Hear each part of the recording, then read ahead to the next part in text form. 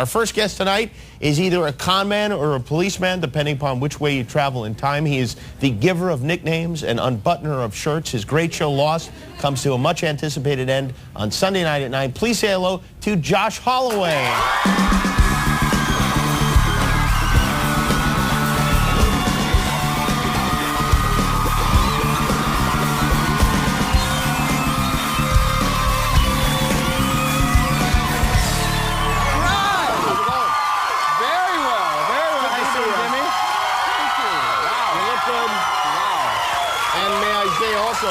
Congratulations on making it to the end of the show alive. That's an accomplishment. That is an accomplishment. It's a good accomplishment. I tell you what, if you keep your mouth shut, head down, and many other things, you stay alive. And get someone to be the designated driver, you can remain alive on the show, right? That is the key, yes. It's good to see it. Is it true people think you're Kid Rock sometimes? Because I know you guys have similar hair, but... Actually, I got to tell you, I am not worried about a job after Lost, because apparently I am Kid Rock everywhere I go. Is that right? And Dig, shout out to you, kid.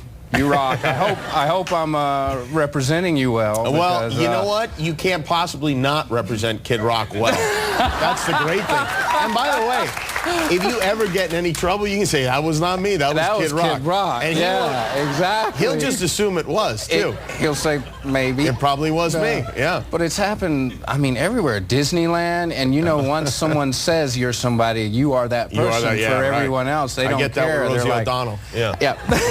A lot. No, Jimmy, no. Yes, Kid Rock, yes. Yes. But in Disneyland it happened, and then it happened, this was a funny one, an entire hour. I had a massage for an entire, hour by this lady, and after the massage, I mean, she had time to inspect me, you would think, right? She said, are you Kid Rock? At the end, I was like, yes, I am.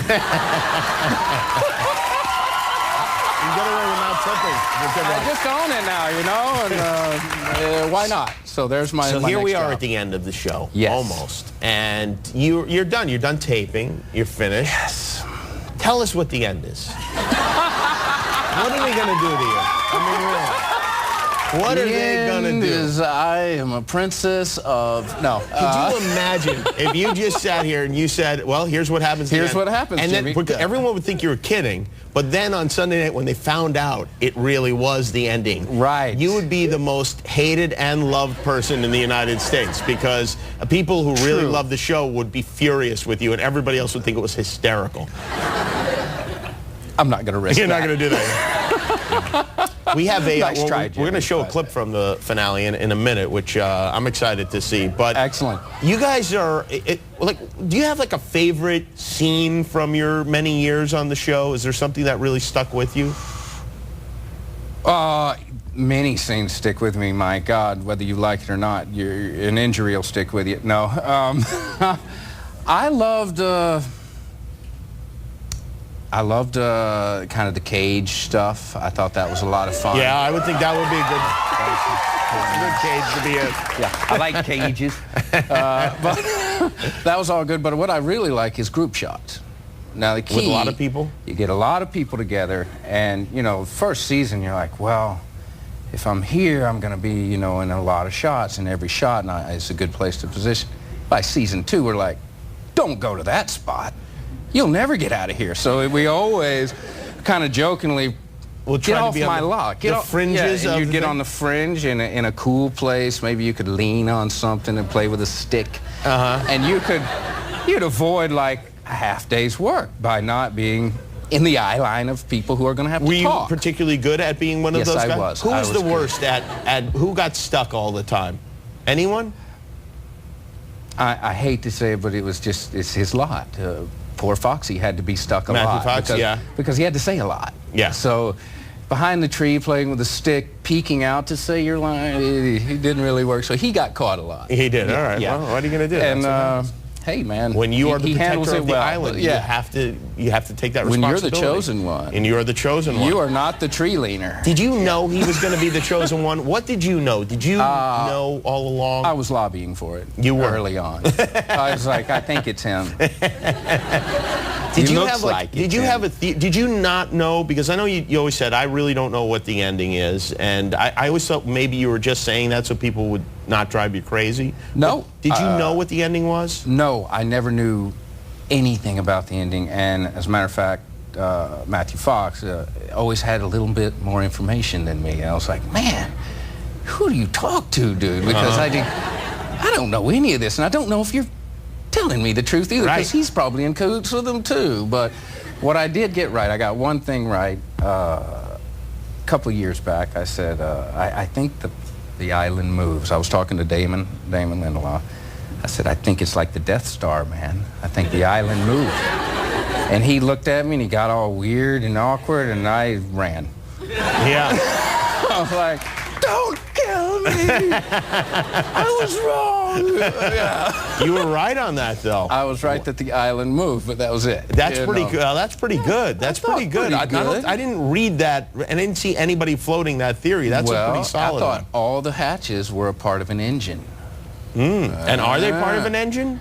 Well, I guess kind of that electromagnetic engine that's way beyond me. Is the light the electromag? Is the light? Does that represent the electromagnetism? Sure. Do you not know, or you don't want to tell? Really? I really don't know. Are people but going to be mad at the end of this thing, do you think? I'm going to say no. You're going to say no? Okay, good. I'm going to say no because I'm a fan myself, and I read all the scripts. And I think your wife is really into the show, right? Oh, she's ridiculous. I mean, she is ridiculous in that she likes to know right away what's happening, and then, well, if she has time to watch it, she'll watch it, but she has to get her little hands on that script right away. Oh, really? And lock herself in a room. Well, what the funny part was, this was the finale, and it came in, cryptic pages. It never came as a full script. Oh. And we have a baby now, so she can't really lock herself in one place forever. Right. So I would find it, under the baby's clothes. There's my scene. I haven't read it yet, babe. Oh, yeah, there it is. And then, under the cushions in the bathroom. And wow, and you can't trust babies. No. They can spill the beans they in a second. They can spill the beans, especially now she's like Miss Repetta. She'll like, what's the end? Blah, blah, blah. And then... What do you do? Well, we have a special glimpse at the end. Do you need to set this up in any way? I believe this is Foxy standing in the river, of what? Something of purification, possibly. Okay. And I come up and go, better you than me, dude. Something like that. Okay, let's take a look. Here it is. Josh Holloway, this is from the final episode of Lost. Yeah, how about you do that for us, too? I'm really looking forward to it. Thank you so much. And I've been seeing they have this website that they're saying you and Miles should have a cop show together. I think that would be the greatest thing ever. I do too. Josh Holloway, everybody. The final episode of Lost is Sunday night at 9 here on ABC. We're right back with Adam Perry Lang. Join us then.